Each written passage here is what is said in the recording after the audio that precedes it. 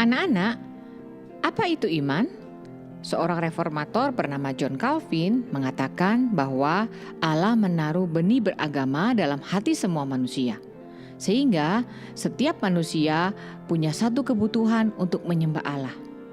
Namun, karena manusia sudah jatuh dalam dosa, manusia tidak bisa mengenal Allah yang sejati.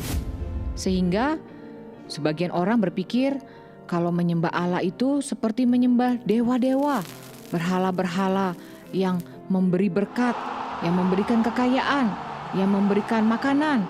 Sehingga sebagian orang menyembah berhala dan kemudian menyembah dewa-dewa di dalam pikiran mereka sendiri. Sebagian orang berpikir, wah, alam itu begitu berkuasa, kekuatannya besar. Ada gunung yang tinggi, ada pohon yang besar, ada laut yang bergelora, ada bulan dan bintang. Maka sebagian orang berpikir, nah, kita harus menyembah alam ini.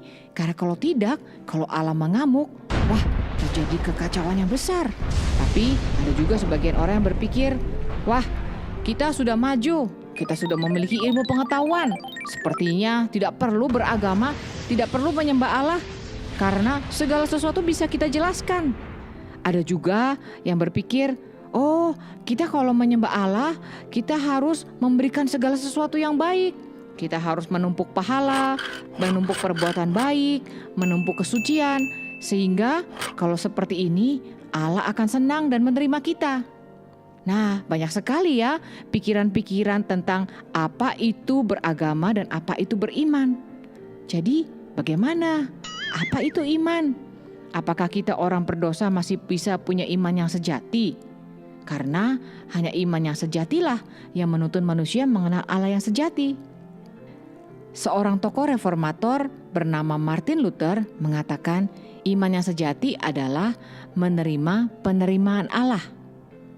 Iman yang sejati menerima fakta bahwa manusia memang berdosa. Tetapi iman yang sejati juga menyatakan satu fakta bahwa Allah menerima orang yang berdosa. Kok bisa? Bagaimana bisa demikian? Alkitab mencatat bahwa Tuhan Yesus pernah berkata, "Aku datang untuk mencari orang berdosa, bukan orang yang benar. Aku datang untuk mencari orang yang sakit, bukan yang sehat.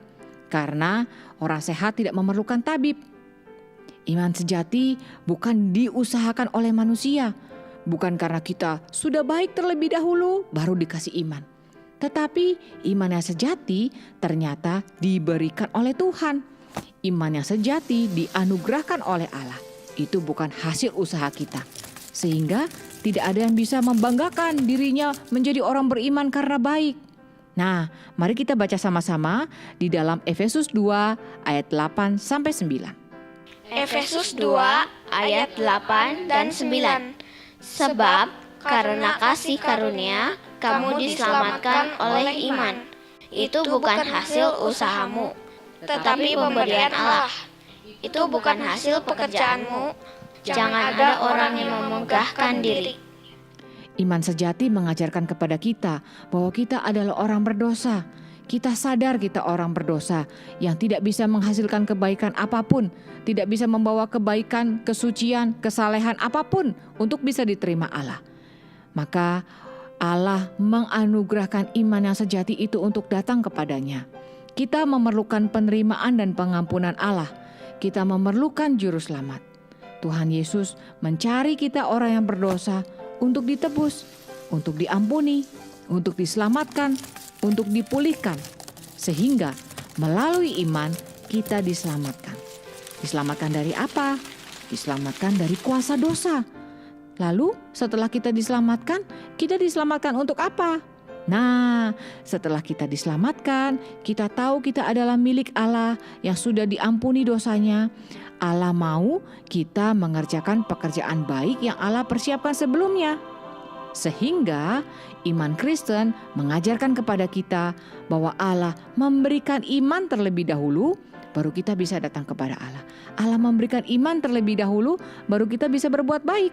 Sehingga dari situ iman yang sejati akan menuntun kita makin bersyukur kepada Allah, makin merasakan anugerahnya yang besar.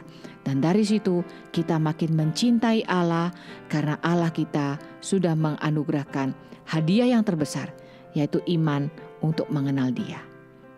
Nah anak-anak, mari kita hidup sebagai orang Kristen yang mencintai Tuhan. Karena iman yang sejati membuat kita bisa mengenal Allah yang sejati. Mari kita berdoa. Bapa di surga, Bapa di surga, aku bersyukur karena diberi iman. aku bersyukur karena diberi iman. Aku bersyukur karena bisa mengenal Engkau, Allah yang sejati. Aku bersyukur karena bisa mengenal Engkau, Allah yang sejati. Aku bersyukur karena bisa mengenal Tuhan Yesus, Juru Selamatku. Aku bersyukur karena bisa mengenal Tuhan Yesus, Juru Selamatku. Pimpin imanku supaya bertumbuh Pimpin imanku supaya bertumbuh dan makin hari semakin mengasihi-Mu. dan makin hari semakin mengasihi-Mu. Sertai hidupku Tuhan, Sertai hidupku Tuhan, sehingga imanku nyata berbuah. sehingga imanku nyata berbuah. Berbuah hal-hal yang menyenangkan hati-Mu Berbuah hal-hal yang menyenangkan hati-Mu dan menjalankan rencana-Mu dalam dunia ini. dan menjalankan rencana-Mu dalam dunia ini. Tuhan, kiranya Engkau mau memelihara Kiranya Engkau mau memelihara dan menopang imanku sampai akhir. dan menopang imanku sampai akhir. Terima kasih Tuhan. Terima kasih Tuhan. Dalam nama Tuhan Yesus, Dalam nama Tuhan Yesus, aku berdoa. aku berdoa. Amin. Amin.